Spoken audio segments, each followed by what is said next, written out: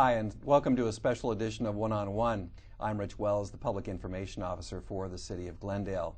Well, Glendale City officials have been closely monitoring the outbreak of the H1N1 virus, commonly known as the swine flu virus, in an effort to keep members of the community informed. In addition, Glendale fire officials have been meeting with local community leaders to coordinate a response plan should one become necessary. Joining us today for the first half of our program is Dr. Edmund Knoll, who is Glendale Fire Department Medical Director and also emergency physician for Glendale Adventist and Glendale Memorial Hospitals. Joining us on the second half of our program today is Glendale Fire Battalion Chief Greg Godfrey, who will discuss the city's response plan. First, I would like to welcome Dr. Knoll. Dr. Knoll, thank you very much for taking the time to meet with us today. Thank you for having me. Talk about the H1N1 virus. How serious is this virus? Well, in regards to historical perspective, it's very serious. But as to what it is today, it's hard for us to tell because certainly times have changed and we're in a different era. Last century, as we well know, the H1N1 virus was responsible for 100 million deaths worldwide, and that's a significant number. Every century, it seems that we have a flu outbreak of some sorts, and this one's one of the most dangerous ones.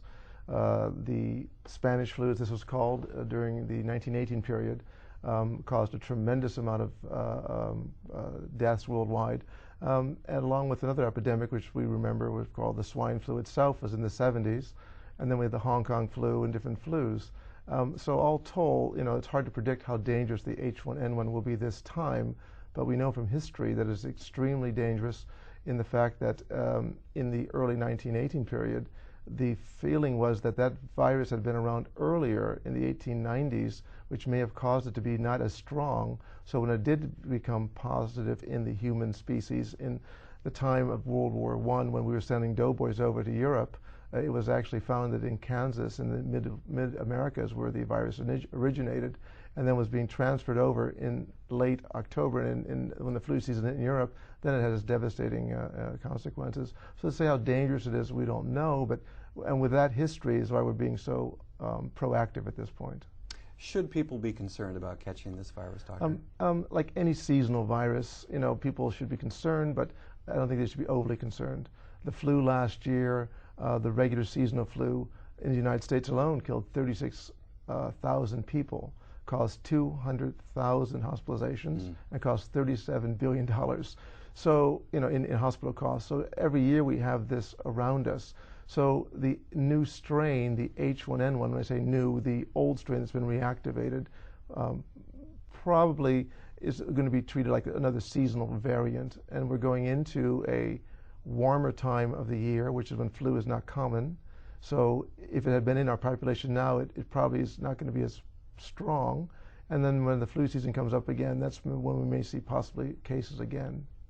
What can people do to prevent catching this virus? Well, like any commonsensical approach would be, obviously we tell everybody to wash their hands, cough, make sure when you cover when you cough, don't use your hand, use your sleeve, in other words, to cough, not your hand, because this is the transfer agent.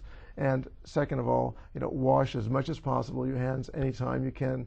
And I tell everybody when I'm in different facilities, like we have these gels in the hospital, the gel in and gel out, in between patients, in between the phone, your hands always should be on some gel. So it's that personal hygiene, and also wearing masks in case you are yourself infectious, so that you don't spray the droplets to other people, because that's how the flu is and how the virus is transferred. So it's just personal protection and just good hygiene, I think, is the best thing we can do to prevent it from spreading. What would you recommend for somebody who knows that a coworker may have the virus, or perhaps somebody in their children's school has the virus? What would you recommend? Well, again, you have to be in direct contact with that person. In other words, you have to be within the form of droplets. Someone sneezes in your direction, and right away the virus colonizes in you, and if you have to be susceptible at that time, obviously, your exposure is the key. There's no contact there's no carrier state from a person to person. If someone has it at home and you have no symptoms and you come to work, I don't think there's anything to fear. But if you start having symptoms, then you would worry. I hope that's a correct answer, enough of a question. I think that is. And from the perspective of the pictures that we've seen on television, a lot of people are wearing the masks. Do the masks really prevent the virus? Well, I think that to say prevent the virus, I think to prevent the spread, the World Health Organization says that it really hasn't helped, because the real key is hand washing and isolating people that have their own illness and not spreading it to the general population. The mask itself will, if you're in face contact with somebody, prevent you from getting the droplets. But all in all, I mean, I don't want to put down the mask, but I think the mask in the general population is a bit overdone. I think only people in high risk positions and people that are exposed to people with symptoms should be wearing masks. Otherwise, wearing masks an everyday occurrence, I don't think it's going to do, and it hasn't been shown really to be helpful worldwide. Now, if someone should suspect that they may have the virus, what would you recommend they do? Well, you know, Grandma used to tell you, home, chicken soup, a little pamper yourself, don't go to work. Obviously, if you have a fever, you shouldn't be going to work, because now or in another environment, children should be kept home from school, shouldn't be brought to daycare centers. We should do the right thing. We should take some social responsibility and not just, and try to be at least helpful to everybody else and not spread something if we feel that we're infectious.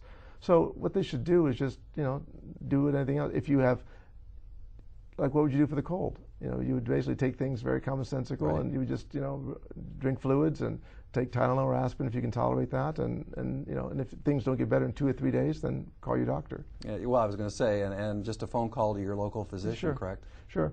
Being in the emergency department, I'm seeing a lot of people coming in with these complaints, and we see everybody.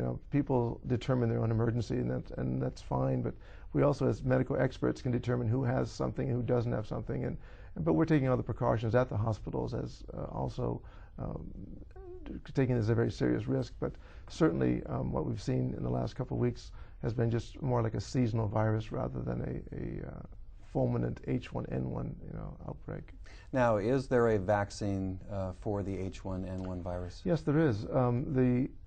This year in September, when it'll start, we have a trivalent vaccine that's available. The CDC and the World Health and such are wondering whether they should add the H1N1, which will make it a quadrivalent, or a 4 species or 4 strain vaccine, or they may give an extra vaccine during the time of when vaccines are given.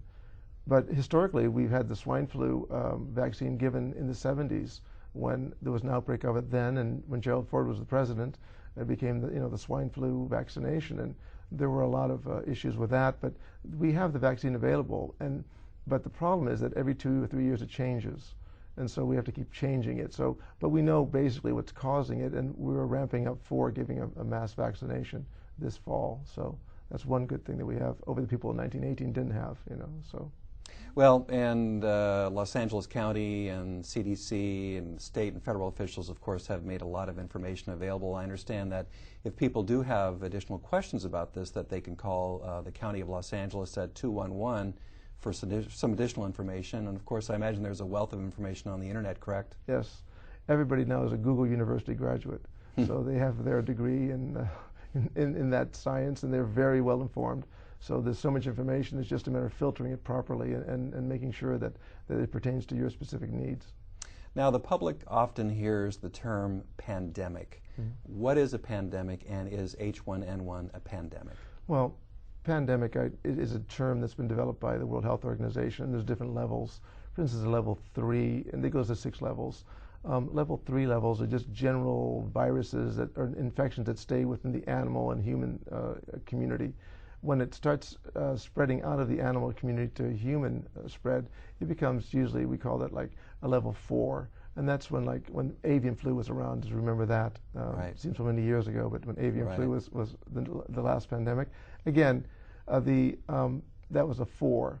When it goes from human to human spread, we call it a 5, but it has to be within 2 countries in one region as determined by the World Health Organization. Since Mexico and the United States, it's been one region, it's been 2 countries, it's been given a level 5. To go to level 6, it has to be in another region, which we think imminently it will, just by the definition, because it's now in the human population, and people traveling around the world. In Europe, there are already cases now of it going from person to person spread. So it will imminently become a level 6, which then becomes, by definition, a worldwide pandemic. That doesn't mean how severe it is. It just means that now a virus or an infection is out there that's going to require a different kind of surveillance, and that's what a level 6 is. So we will be going to a level 6, I'm sure. But it doesn't mean it changes the way we are. It just is more of a nomenclature process. Now, a lot of people, and you mentioned this earlier, have brought up 1918 and the fact that once that virus did come back, it seemed to be much stronger. Do you anticipate that may happen with this virus? It's a good question. It's sort of from my, again, I can give an opinion, and the scientists don't really have a good handle on it yet, because the problem is the virus mutates so rapidly. The problem is that the 1918 virus, which they've done autopsy studies on, have actually taken cadaver studies and have grown it and seen it. They've found it to be a mixture of not just only one virus. It was part bird, part swine, part human. And the problem is that the fact that at that time we weren't ready for it, because the virus has not been in our general population that long. But since it's been in our population so long, it has so many ways to change, that I think that if it does come back again, I don't think it may be as severe or as strong as the first H1N1, because we've seen strains of it, and I feel personally that it's not going to be as severe a virus as there was in the 1918s, based on what I'm seeing in the literature and what we're seeing in the world. And imagine, there were 140 million people, let's say, living, the world population was, let's say, 1.5 or 2 billion people. And now we're at 6 billion people, with more airport, more transport, back and forth. So I think we've sort of accustomed ourselves a little bit to the viruses. I mean, we've, not that we ever will, because I tell all medical students when I see them, is that every virus in the world, imagine, of every subtype there is, you can place on the head of a pin. It's so small from electron microscopy standpoint. And all we really know is about 20 or 25 of them: herpes virus, HIV virus, influenza virus, all the other viruses that are out there. We only could do very little about them. So somehow or other, it's mutating with us in one sense. So this is sort of a long roundabout answer, but it's more from my own sense to think that I don't think that the H1 virus is going to come back with such a vengeance, because it has the opportunity in so many different ways to change. I think it's just going to be just another seasonal virus that we'll identify. And it may kill a few more people, but 36,000 people to 40,000 die every year from the flu. So, well, I wanted to ask you that's a number that has been put out by the media quite a bit, that about 36 to 40,000 people die each year from the flu. Right. And of course, we're not even close to those numbers with this influenza. Right. But that's not saying that it couldn't ameliorate or change, and not say the flu now changes in your body and creates other variants. Again, this is it's sort of scientific guesswork, and until we see the proof in the pudding, and that's what the epidemiologist and the public health service, and luckily we have a very excellent system here that allows good scientific work to be done. And so I think that we'll know more as the weeks and the months unfold as to what really the H1N1 will do. Well, and Doctor, I know you've been in very close contact with county and state officials as well, and it appears as though, if nothing else, this has been a good learning experience for all of our medical practitioners. Sure. I think as our fire department and our EMS system, especially in Glendale, I mean, our EMS system is superb in that, from a disaster planning standpoint, if you remember back the anthrax scares, and again, I would say scares, but the anthrax threat, the bioterrorism threat, the earthquake preparedness, the disaster with the train disaster, which we were superb in managing. These are just things that we're ready for. So I think the overlap and the preparedness that we take for the H1N1 it could only help our other preparedness. So I think that you're never ready, because again, flexibility and fluidity is what you have to have, and we're very good at adapting. So I think that it's been a good exercise for us so far. And probably if this does come back next fall, that everybody be a little better prepared. I think so. I think we'll be. Well, you never say you'll be ready, but I think the captain of the Titanic said that. I think I'm ready. I think I'm ready. But the point is that at least one of the papers I was reading the other day in Europe commented that they're calling this an apocalypse, of what's going to happen. So hopefully this won't be for us, but we're going to be ready for it. I think. Right.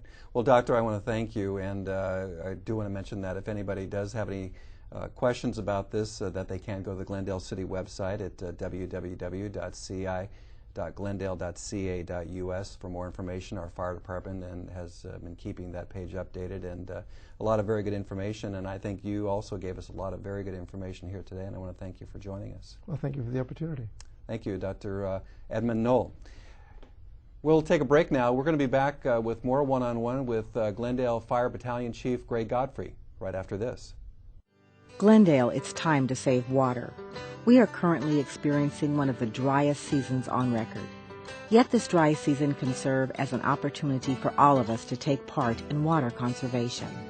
Just by making minor changes outdoors in the way we use water can save gallons of water a day.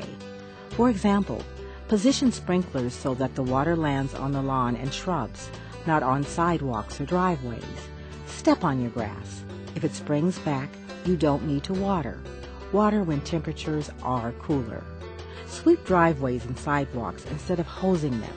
Use a bucket and shut-off nozzle on the hose when washing your car. Saving water is simple. Working together, we can achieve our water conservation goal to reduce water usage by 10%. That's about 20 gallons of water per person a day.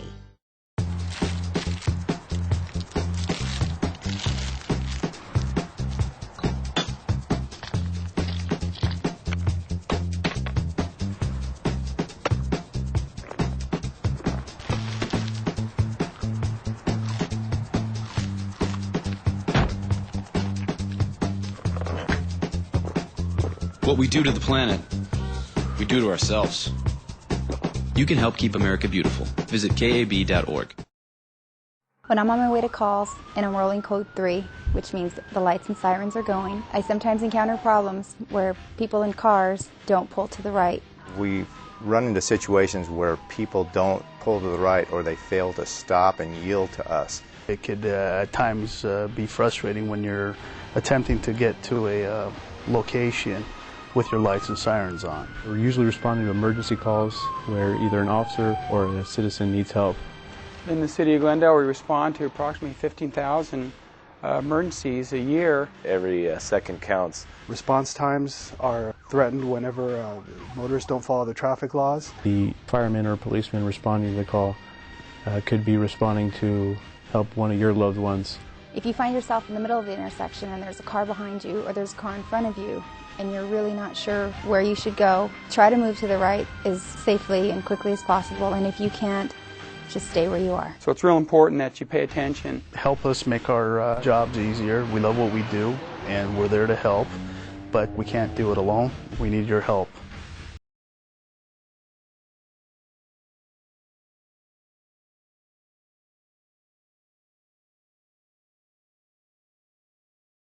Welcome back to One-on-One. Today we're talking about the swine flu and also emergency response here in Glendale. Our first half of the program was with Dr. Edmund Knoll, who was talking about the H1N1 virus. In our second half today, we're going to talk to Battalion Chief Greg Godfrey about Glendale's emergency response plan. Chief Godfrey, thank you very much for joining us. Thank you, Rich, for inviting me. Talk a little bit about Glendale's emergency plan overall. What kind of a plan do we have in place here in Glendale? Well, in Glendale, as with most communities and municipalities, they have disaster action plans. Our disaster action plan here in the city of Glendale has been in place for many years. It's constantly being updated and molded to fit the situations as they come and arise. But in our disaster action plan, they're set for earthquakes, whether we would have large fires, those kind of things. And what we're facing today recently here with the H1N1 virus, we have a pandemic plan as part of our disaster action plan. So it not only covers the city's response, but it also covers coordination with local agencies, correct? Absolutely. Part of our plan involves all the different divisions within the city and how those different divisions would operate and function in that disaster. Whether it's, again, an earthquake, each division would have a role that they would serve in the community here to ensure that we maintain a city government, to ensure that we maintain services and provide services for the community. Now, since the H1N1 became prominent in all of our lifetimes, I know that you have been having regular conversations with county health and state officials, as well as some meetings with local officials, for example, hospitals and schools. Can you talk about that? Yeah, it's important anytime we have any kind of event that's going on in the community, whether it be statewide or a national event, that we have communication. Communication is extremely important, that we're all on the same page, that we're all communicating about the same things. And that started early on in the H1N1 virus with us. There were phone calls with the Department of Health Services, Public Health. We had phone calls with the EMS agency talking about how we would respond in a EMS capacity here in the community. And then, like you stated, also not phone conversations, but direct conversations with the schools here in Glendale Unified School District, with Glendale Community College. We've also been meeting with Verdugo Hills, Glendale Adventist, Glendale Memorial Hospital, because it's a community-wide event, and part of our disaster action planning is to coordinate and work as a community. It's not just the city of Glendale as a municipality, but it's the city of Glendale as a whole, as a community, and that's the way we look at this. When you get those together during those meetings, what are some of the issues that you discuss? Well, we look at the plan that we have on the books right now, and then we ensure that that plan is meeting the needs for what we're doing right now, for the event as it's unfolding and evolving. If it's not, we talk about what we need to do to make adjustments so that we are providing, again, for the community. There's constant evaluation of those types of things, but in this type of event, we have these meetings to ensure that we are where we need to be. Now let's take a second to talk about H1N1, and everybody was concerned it was going to really become a very serious issue here. Is Glendale ready to handle an H1N1 virus outbreak? Absolutely, Rich. We as a community are ready for a pandemic if that were to occur. Our planning for this type of event actually started back in around 2005 with the bird flu, when there was fears that would turn into a pandemic, which it did not. And we put a plan together as a community, as a city, and are definitely prepared to handle something today. How does Glendale's plan compare to a lot of other cities' emergency response plans? That's a good question. Our plan is very similar to what other agencies have. Again, the County of Los Angeles and actually WHO, World Health Organization, have put together sample plans of what people should use for pandemic planning. Most agencies, most government agencies use those as a model as to how we build them. Now, there obviously are very specific issues that are specific to Glendale, specific to our school districts, specific to dealing with the hospitals here in our community. And we take that model plan that WHO has given us, and we take that and then mold it to what we need here for the city of Glendale. Now, I know, for example, the city of Glendale has participated in a number of emergency exercises. One, I believe, at the Nestle building several years ago. Another one actually took place at the Civic Auditorium. Yes. We're constantly exercising our plans to ensure that they work, and also to look to see if there's any modifications that need to be made. Here recently in November, we had the Golden Guardian exercise, which the state did. We participated in that. We opened our Emergency Operations Center and participated. In actuality, it's kind of ironic that we're going through this H1N1 in that the county and the state were getting ready on June 18th to do a pandemic exercise with the hospitals and the government agencies around the state. Now, in case something ever serious would happen associated with H1N1, if it becomes an epidemic of some sort, what would you recommend that Glendale residents do? First of all, stay calm. Listen to the information that is being provided to you. One of the things we did here recently with the event that's going on right now, the H1N1, is we posted information on our fire department website, on the city website, to keep everybody up to date with what we wanted, the information we wanted to give them. I think Dr. Knoll stated in what he talked about earlier in the first half of the interview, exercise universal precautions. You know, if you're coughing and sneezing, cover your mouth and your nose when you do so. Don't put your hands up near your face. Wash your hands frequently. If you know someone who's sick, distance yourself from them as much as possible. If you can. If you're sick, stay home from work, stay home from school.